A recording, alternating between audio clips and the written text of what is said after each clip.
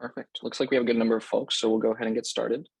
Hi, everyone. Welcome to our Tech Talk with Coinbase. I'm Devin, and I'm a part of the team here at Retool. And today I'm fortunate to be joined by Brock and Con from the team at Coinbase. Brock and Con are both senior engineers who are responsible for leading Coinbase's internal platform efforts. With their intimate knowledge of how Coinbase thinks about internal tools, they'll share with us their learnings and insights into how they've developed their internal tools strategy, how they think about maximizing engineering efficiency, and some thoughts along the way for those thinking about internal tools at their own company. Today's session will be pretty casual. I've prepared a few questions for Brock and Con, and we'll use those to frame our conversation. And from there, we'll see an example of the tools they use every day before moving over to a Q&A from the audience. This session will be recorded and shared with everyone in the next day or so. And throughout the session, please feel free to drop any questions you have in the Q&A section on Zoom's navigation bar below. And we'll make sure to help get you an answer. So with that, I'd love to start off by learning a little bit more about how you both came to Coinbase and the team that you call home there. Let's start with Brock, and then we'll move over to Con. Yeah, thanks, Devin. Good morning, everybody. I'm Brock over on the internal tools team here at Coinbase, part of the platform organization. I'm a senior engineer there. Got started programming back in college. Thought I was going to do mechanical engineering. Realized I did not enjoy that. Ended up with a math degree and consulting shortly thereafter. Kind of jumped between startups, worked for crypto companies during the ICO boom in 2017. And when all that faded, I kind of got out of the crypto scene for a bit. So I was reached out to by a recruiter from Coinbase a little over a year ago. It was just kind of the right opportunity at the right time. So yeah, joined last January, and it's been great. Amazing, thanks, Brock. And Con, can you tell us a little bit more about how you came to Coinbase and about the team that you're on? Yeah, sure. So, hi everybody, my name is Con. I am on the tax team at Coinbase. So that's the team that's helping everybody file their taxes right now. So I joined in April last year. And before that, I worked at Atlassian, the folks who make Jira, Confluence, and Trello. And I worked on building APIs and SDKs that allow third-party developers and partners to integrate with those products. So after 5 years of doing that, I decided it was just like time for something different. And I've always been in the crypto space since like 2016, 2017, when the last summer happened, I guess, and then the winter happened. So, and I saw Coinbase was hiring, and I guess the rest was history. And here I am. Fantastic, thank you, Con. Now, I'm confident that most folks watching know what Coinbase is, but for those who don't, Con, can you tell us a little bit more about what Coinbase does?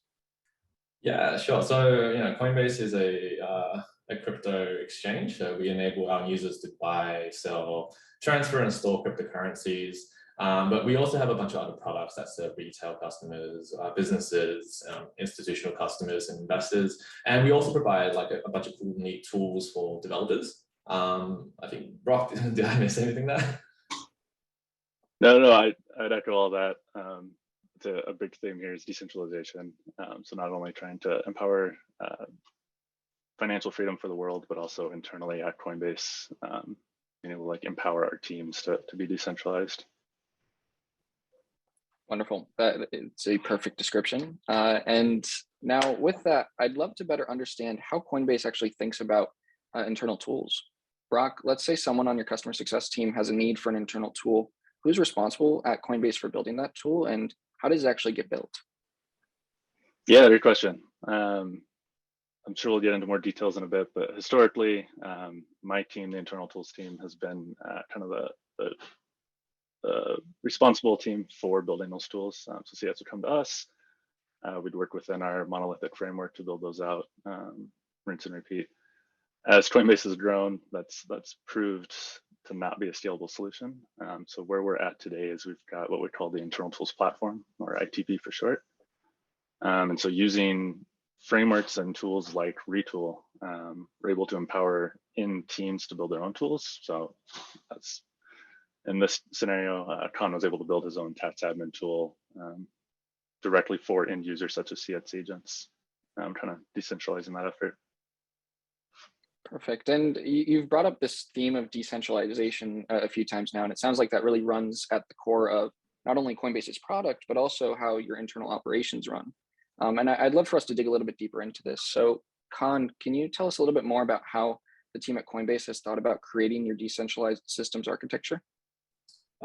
Yeah, so I guess like a big theme at Coinbase is to kind of a big theme right now in the last year or two is to like decompose our like monolithic architecture. So we want to make sure that we want to go from just one big code base and everyone's on it to kind of smaller maintainable microservices and small code bases that are kind of maintained and owned by like individual teams.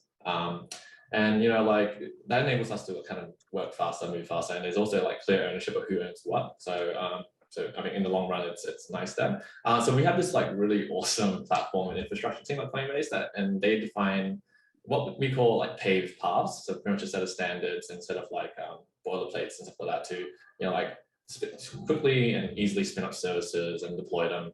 So as an engineer, and say for example, if I wanted to spin up a new service or API, I can just run a few scripts and I can get like a boilerplate ready. I can get that deployed staging like within like the day, and I can talk to other services that already exist in Coinbase, and there's a lot of standards and a lot of APIs that we share across the company. And so once you work on one code base, you can pretty much contribute to like pretty much any other service at the company. So I think that's like really cool. Thanks for that explanation. And when we're talking about all these different systems, all these different APIs, all these different databases, et cetera, how do you decide which are shared and how do you decide which are owned by individual teams? Yeah, so I think that ultimately ends up being like a product question. So like each team, you have product requirements, and when you build your services, you own that, and you have stakeholders.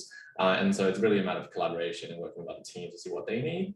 And then we also have like scoping and provisioning services, and I think Brock might be able to talk on that a bit more with the ITP stuff as well. Yeah, happy to dig in there. I have a few slides to share, if that's all right. Yeah, that'd be fantastic. Let's see if I can bring these up.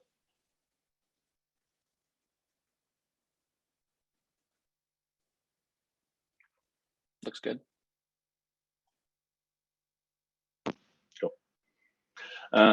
Yeah, so just to zoom out a little bit, the internal tooling at Coinbase historically was something we wanted to address when Retool came in. So previously, it was kind of a monolithic tooling framework. Vast majority of internal tooling needs were served through a single shared service. This code base has been around since the beginning of Coinbase. And so it's served kind of as a central tool for end users, but also conversely a single point of failure. Along with that, we've had a kind of complex ownership. My team, the internal tools team, is directly responsible for owning these tools, managing them, building them out, but we don't necessarily own the underlying business logic or the APIs that these tools call. So trying to trace down a particular feature request or a bug has proven difficult, and we're not always the most knowledgeable as to where that code path might be. And furthermore, teams that don't want to deal with all of this have been kind of met with unattractive alternatives.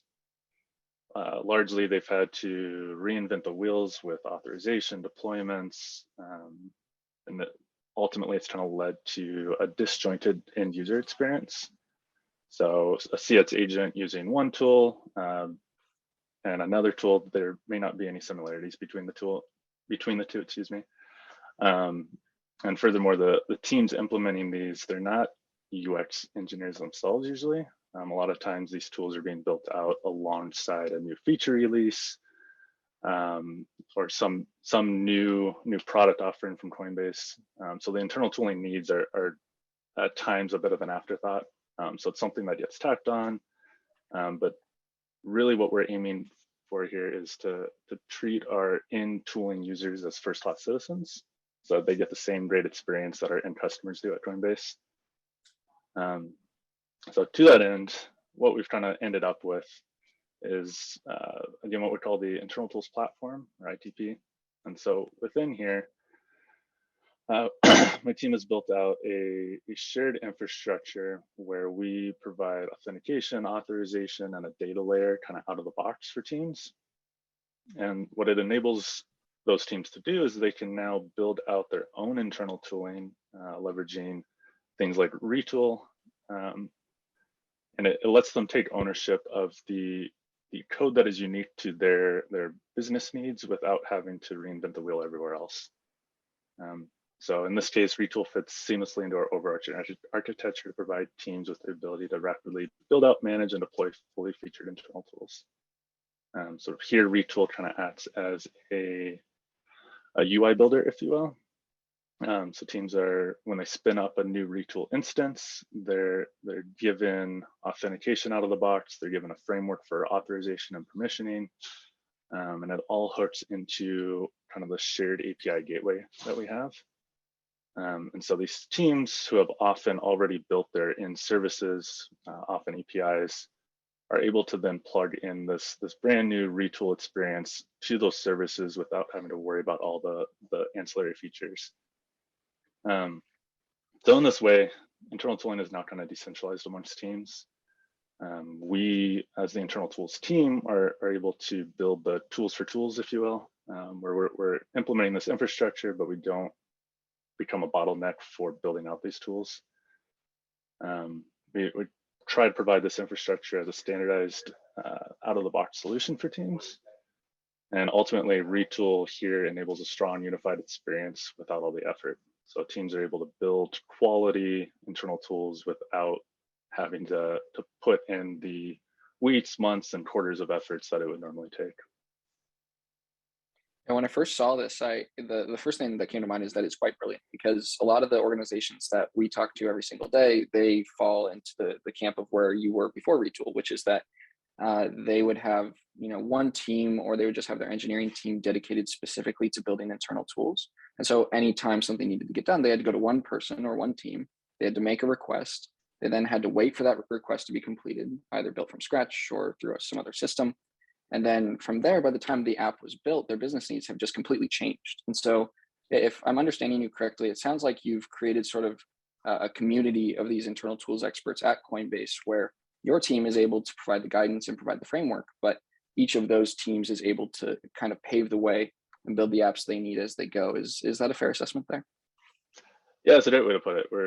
We're definitely trying to implement a self-service model, and we have seen that it's led to a bit of a community with engineers who know how to build these internal tools. So there's a lot of knowledge sharing with that.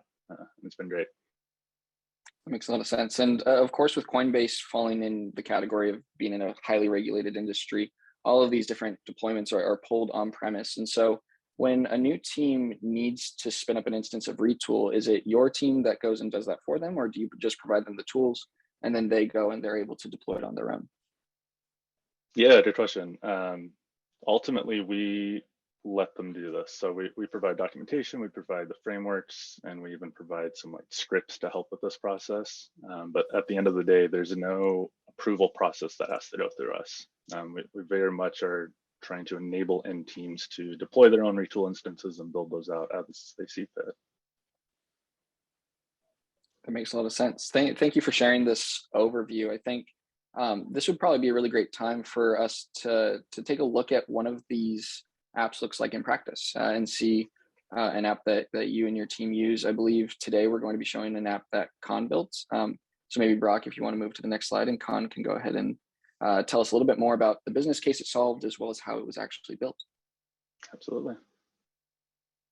Cool. So to give some context, actually, so when I joined Coinbase last year, we didn't really have something called a tax product.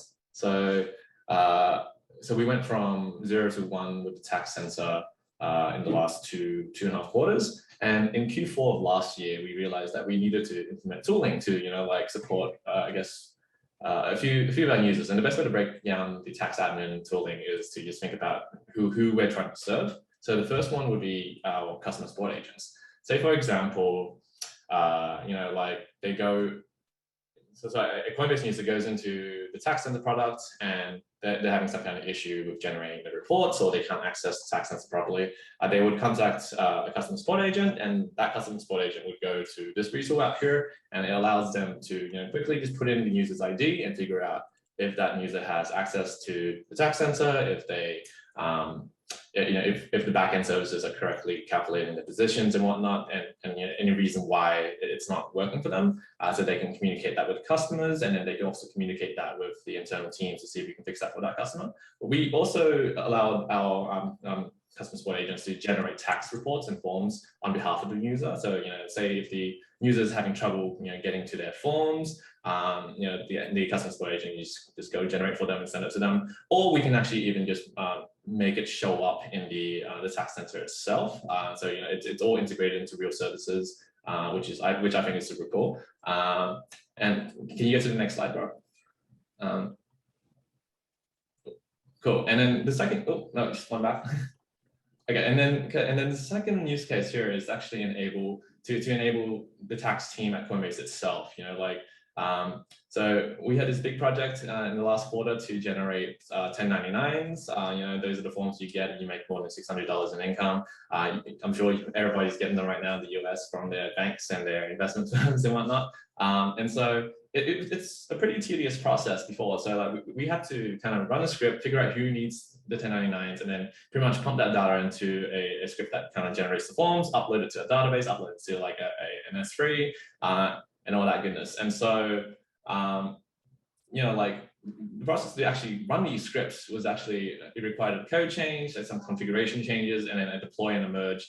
And that's not very accessible to the non-technical folks in the tax team. And so we figured it would be great to have like a form here in Retool, an app in Retool, to just like allow anybody to, or not anybody, people with the right permissions to trigger these scripts. And so I think it's a really nice system. And this also allows the tax experts within our team to do corrections and modify some things if a customer says like their thing's incorrect.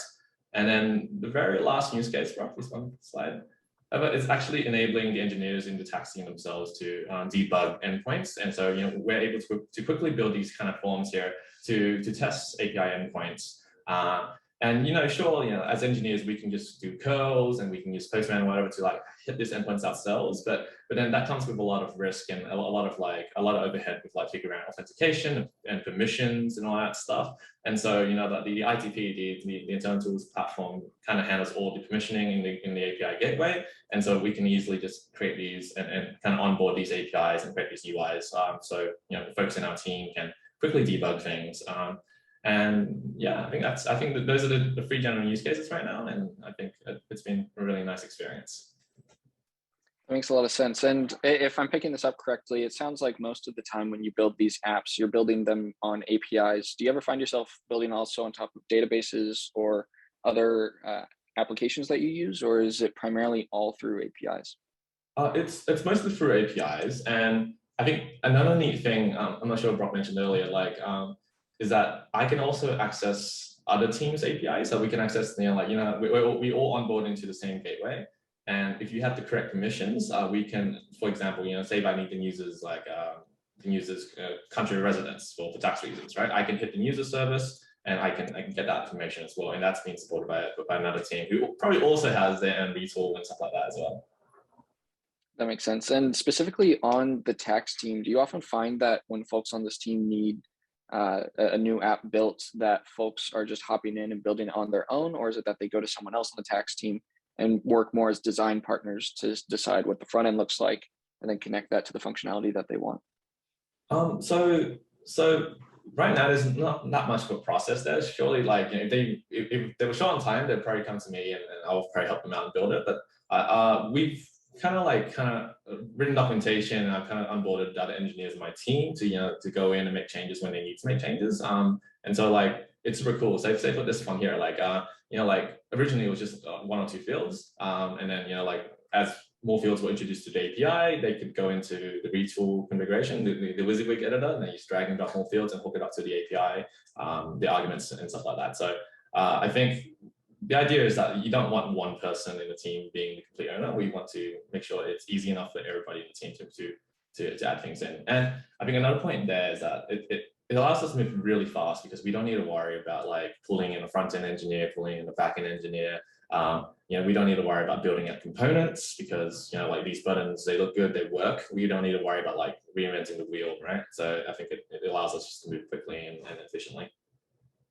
Yeah, for me personally, it's really cool to see how this idea of democratizing access to these tools and to these systems kind of it goes into the even micro layers of Coinbase. It's not just your entire internal tool strategy, it also falls into individual teams, and then on those teams into individual stakeholders, where you're able to get to a place where folks are able to build these front ends that they need and build the applications without having to wait on one central authority to do it for them. You mentioned that when you want to bring a new builder on, you sort of do an onboarding process with those folks on your team. What does that onboarding look like when you're getting someone new on your team onto Retool? I used to have a README, like a markdown file in the Retool code base, at least for the tax tool. And then what I generally do is I just pair program with them for a bit, like kind of just walk them through how things are done. All the code changes in Retool for us at least, it's all generated code. You make a change in Retool, you get like a git diff. And so it's a bit trickier to just do like traditional code reviews. So it's more about just working together with the actual engineer and making sure that they're doing the right thing there. And we also have like development and staging instances of each Retool app, so we can test thoroughly before we deploy anything to prod, because we want to treat our internal tooling app. It's not like a app, like what Brock said. We want to have a polished product for the end user, and we want to treat them as users as well.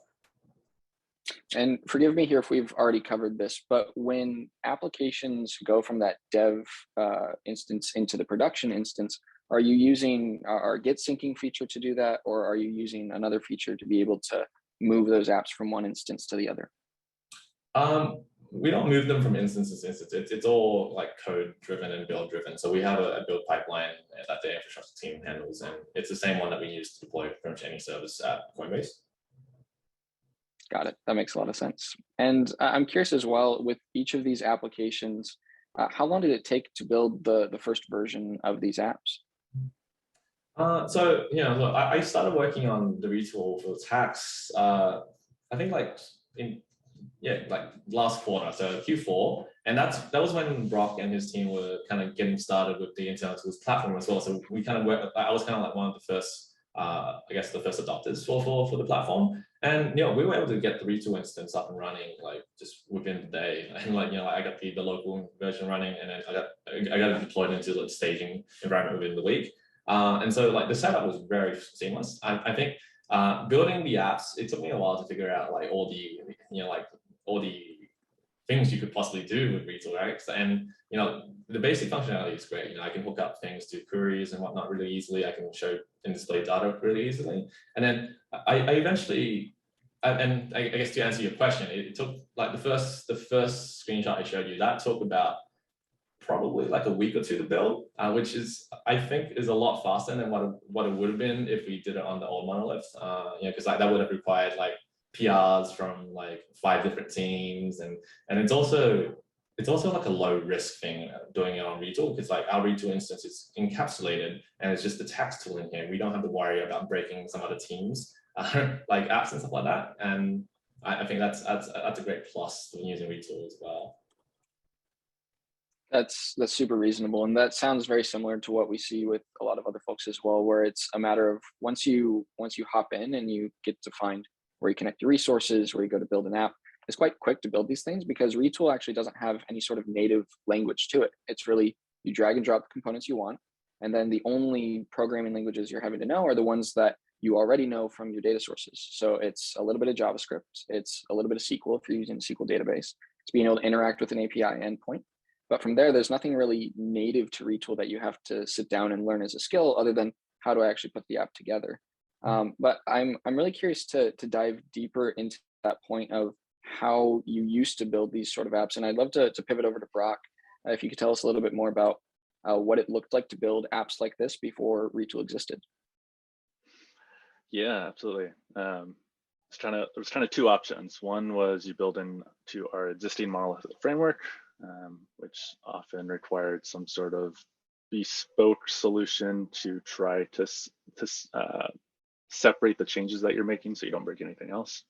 So you're usually relying on other teams' code, but also trying not to change it at the same time. Deployment processes were slow. The end user interface isn't great. So it's kind of like one set of options. The other set is to try to build a brand new tool. and that in and of itself comes with a whole slew of extra headaches because we're reinventing the wheel as far as authentication, authorization, deployments go. So yeah, it wasn't super clear for quite some time. Makes a lot of sense. And how did you think about role-based access controls when you were moving into Retool? I know each of these different teams, they have their own instance and they're all enabled to do these things on their own, but how do you think about the actual authorization and authentication of somebody into an app like Retool? Yeah, that's a great question. So what we've done with ITP is we've kind of separated the concepts of authentication and authorization into two separate concerns.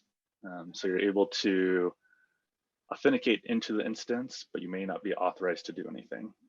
So authentication kind of happens at that front end layer, and then authorization happens at an endpoint or API level. So we can get really granular as far as what an individual person is able to do within that instance. And so we, as like the internal tools team, don't manage any of those. We don't decide any of those controls. We just provide the structure for the end teams to manage that. That makes a lot of sense. And not to put you too much on the spot here, but I'm also curious if you remember the first app that Coinbase actually built with Retool. Do you have a sense of what that app looked like, or is it kind of vague now that you've built a whole slew of other applications? Yeah, I'm actually trying to remember. I know Retool is actually used at Coinbase before internal tools. The internal tools platform was a thing. So I was not part of that first build.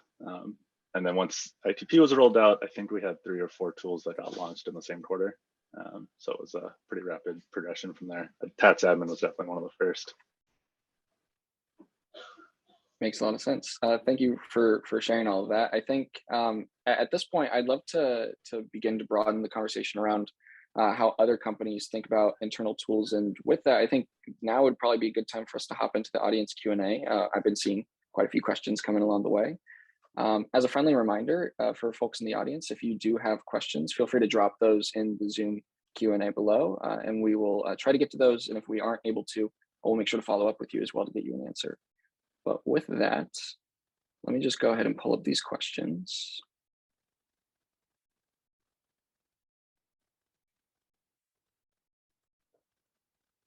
So it looks like there's a few questions around the actual infrastructure again, maybe just getting a little bit more clarity on how these individual teams get access to Retool. And so one question from David Burton was, do each of the teams have access to the Retool apps from other teams, or are they able to access apps that other teams use? Yeah, it kind of goes back to the authorization control versus authentication. It's a shared authentication framework, so you're often able to log into other teams' tools, but you may not be able to do anything. And so that's kind of up to the team that owns the tool to grant you access. And so they can do that through this shared authorization framework. Fantastic. And another question was, what would you say are the most useful and impactful Retool apps at Coinbase today? It's a great question. I think Tats admin is doing some cutting edge stuff for sure. We have another set of apps dedicated to CS agents managing transactions, so like blockchain transactions. That's kind of another big set of apps that we're working on. I can chime in there too. So my team is part of a bigger team called the Financial Hub team, and they're in charge of all like the transactions from fiat to crypto and all that stuff. And so there is a Retool instance that kind of helps CX agents and also internal engineers figure out like the transactions that have been made, and I think they're slowly porting things over to Retool from the old monolith to actually handle all the I guess like all the steps in a conversion from fiat to crypto, and so I think that's going to be super impactful because that's how money is moved at Coinbase.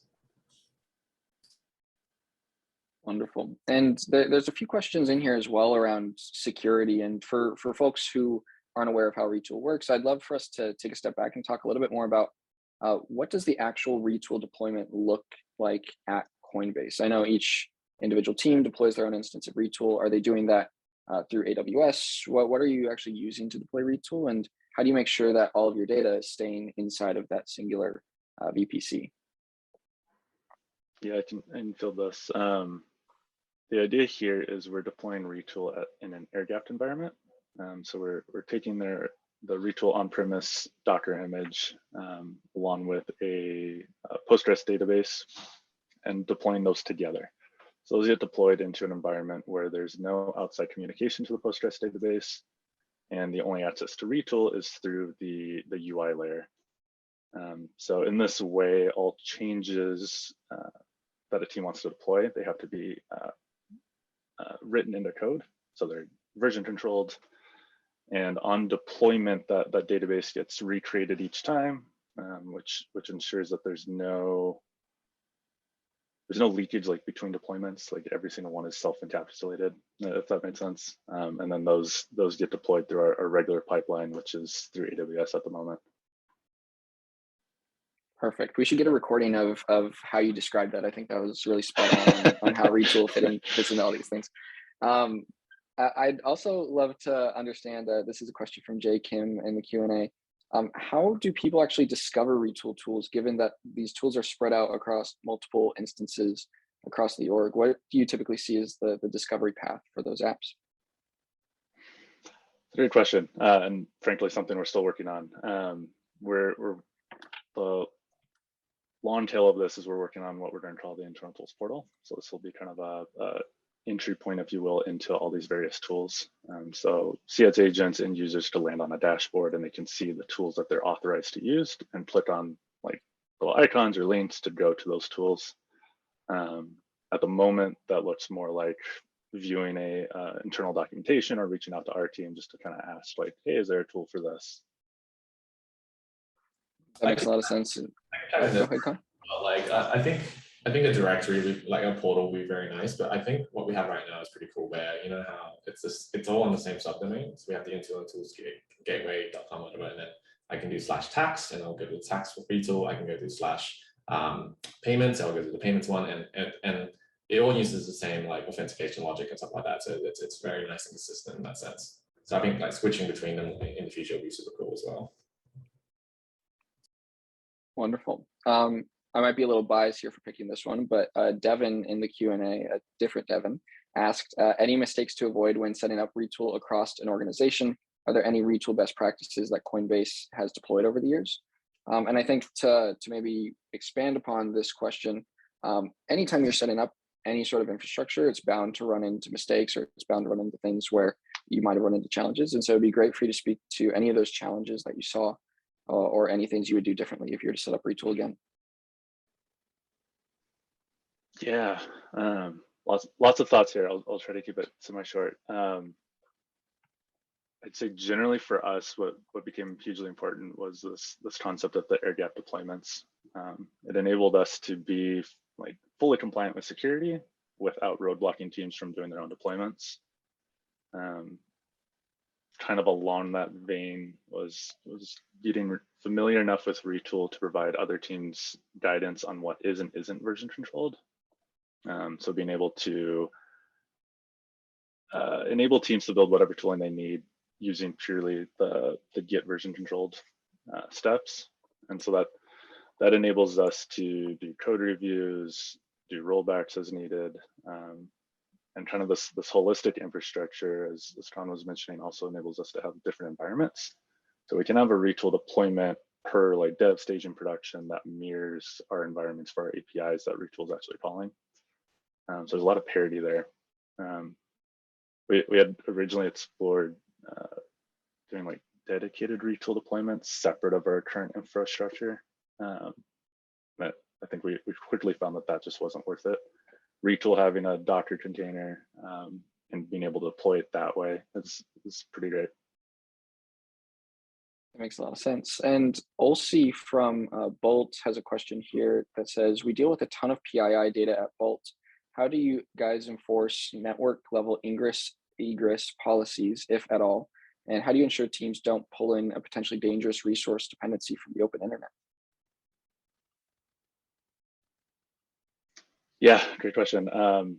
That's all handled at the infrastructure layer. So these are these Retool instances are deployed in an air-gapped way, and so they're deployed into a VPC where these ingress and egress controls are set.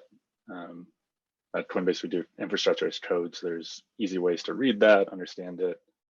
And so like a particular Retool instance won't have access to outside resources unless it's like explicitly granted through code.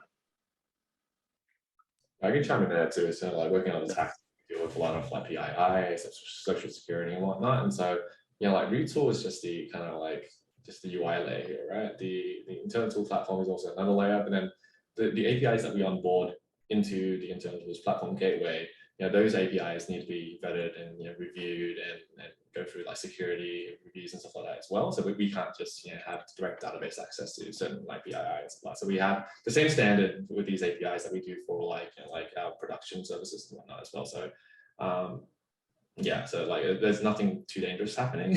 And then with our code review and our like the code standards that we have on our services, like we generally don't pull in too many external libraries, and just for security reasons, we don't rely on too many like like just random modules like we find online and stuff like that as well. And we don't really kind of hit like third-party services that often as well, and that should all be caught in review. Perfect. And Marco in the chat, also hi Marco, I've worked personally with Marco in the past. He asked, do some of the Coinbase apps have monitoring use cases? And then as a second question, what was the reaction of developers to Retool? I could maybe take the first and let Con field the second. Yes, there are apps at Coinbase dealing with monitoring. Specifically, we're working on implementing something we're called our audit service. And so as part of an offering for our internal tools platform, we're trying to automatically standardize and provide access to audit logs for all of the events that happen. So these aren't necessarily events like somebody clicked a button, but more so somebody took an action and they were able to take that action because they had permissions X, Y, and Z. So we're storing that at a service level and then working to provide in teams and security and whoever else may need it access to kind of a Retool instance for viewing those logs and doing what they need with them. Perfect. And then Con, can you speak to how developers received Retool when it was put into practice? Yeah, so two general reactions, right? I'm primarily a front-end engineer, but I'm very comfortable working in the back end, so I guess I'm full stack. So I didn't mind it at all.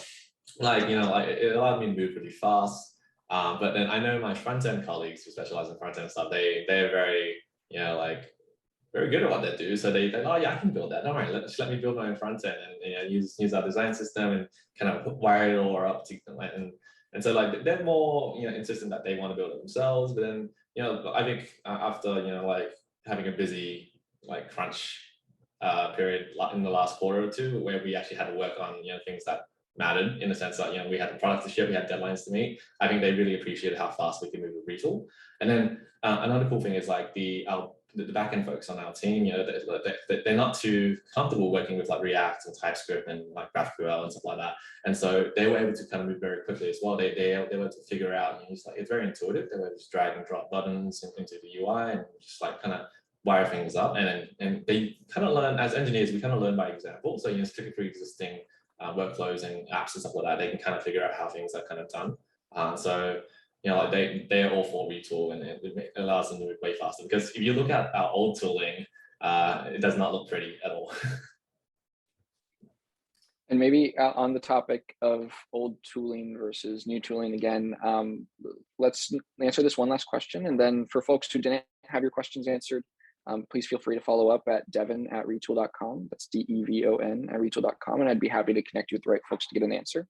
But maybe to wrap things up, it would be great to hear a little bit more about what are some of the results that you've seen versus your previous internal tool strategy, and were there any success metrics that you tracked along the way? Yeah, we're trying to track a few things.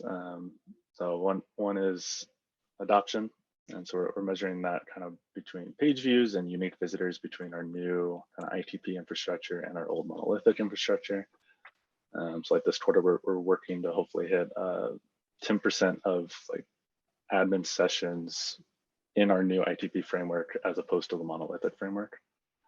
And so we've had a lot of success there. I think another metric that I don't have the numbers offhand, but one thing we've seen is a vast majority of new tooling is built outside of the monolith in this new framework, which I think is huge. And so it's gone so far as like the monolith at this point has a bit of a code freeze on it. And so being able to provide this paid road approach to end teams to quickly build their own internal tools has been great. Wonderful. Well, thank you both, Brock and Con, for being part of today's session. It was really fantastic hearing about how you manage your internal tools at Coinbase and sort of the high-level ways you think about these things. And also to everyone who was able to join today. It was really fantastic to have everyone here together, and we will be sharing a recording of the event in the coming days, and hope everyone has a fantastic day. Thank you, guys. Thanks all.